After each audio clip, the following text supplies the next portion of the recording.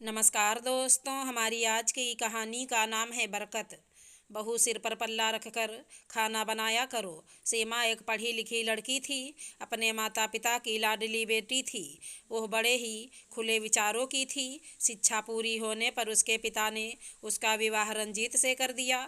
उसके ससुराल में कोई कमी नहीं थी, किंतु वह एक रूढ़वादी परिवार था, जहाँ उसकी सास जमुना जी, ससुर रामपाल जी, पति रंजीत, देवर देवेश और ननद नीतू रहते थे। सीमा की सास कई नियमों को मानती थी, इसलिए सीमा को भी वो नियम मानने पड़ते थे, जैसे सिर पर पल्ला रखना, सुबह जल्दी उठना, ज़्यादा जोर से ना हंसना आदि।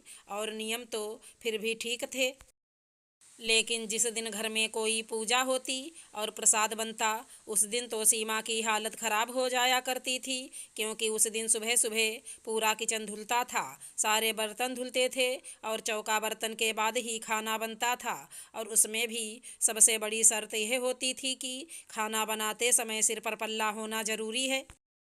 एक तो साड़ी उस पर से सिर पर पल्ला करके पूरे किचन को धोना और चौका बर्तन करना। सीमा की तो हालत ही खराब हो जाया करती थी, और उसमें भी यह कि सारा काम बहू ही करेगी। बेटियां प्रसाद का सामान नहीं बना सकती, क्योंकि बेटियों के हाथ से बने हुए प्रसाद का भोग नहीं लगता, इसलिए नीतू सीमा की मदद नहीं कर सकती थी। और बहू के आते ही हर सास की तबीयत अपने आप ही खराब होने लग जाती है, इसलिए जमुना जी कोई सहायता नहीं करती।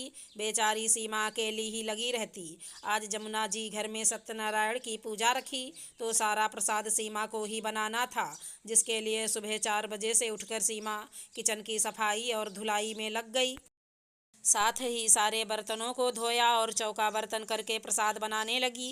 प्रसाद भी कोई थोड़ा सा नहीं बनाना था, क्योंकि कुछ रिश्तेदारों को भी बुलाया गया था, जिन सबका खाना उस दिन वहीं पर था, तो सबका खाना भी सीमा को ही बनाना था। सीमा सारा खाना बना चुकी थी, बस पूरियां तलना बाकी रह गई थी। तो उसने सोचा कि पूजा के बाद जब सब खाना खाने बैठेंगे, तब गर्मा गर्म पूरी निकाल दूंगी। जब पूजा समाप्त हुई तो सीमा किचन में पूरियां तलने चली गई।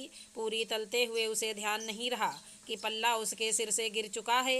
इतने में जमुना जी किचन में आई, तो सीमा के सिर पर पल्ला ना देखकर चिल्लाने लगी, सीमा, तुम्हारा ध्यान कहाँ है? तुम्हें अच्छे से पता है कि प्रसाद बनाते समय सिर पर पल्ला होना चाहिए, वरना घर की बरकत चली जाती है। सीमा ने सिर पर पल्ला लेते हुए कहा, मम्मी जी, मुझे ध्यान नहीं रहा। जमुना जी ने कहा, आगे से ध्यान रखना, घर की बरकत बहुओं के हाथ में होती है।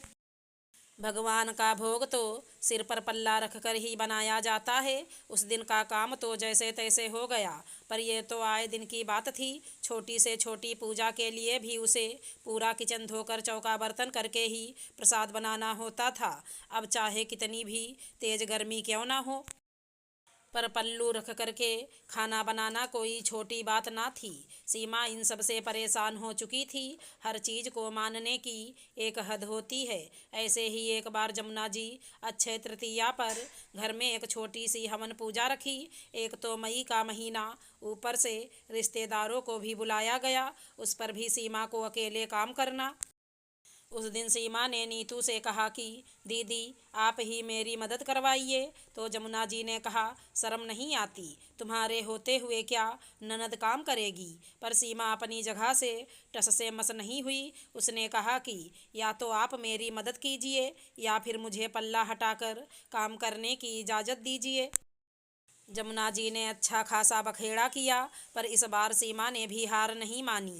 हार कर जमुना जी ने उसे इजाज़त दे दी, क्योंकि मेहमानों के आने का वक्त हो चुका था और अभी बहुत सारा काम बाकी रह गया था।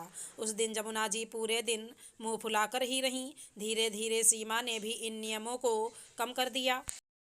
हालांकि जमुना जी ने कई बार गुस्सा किया, पर अब परिवार बढ़ रहा था।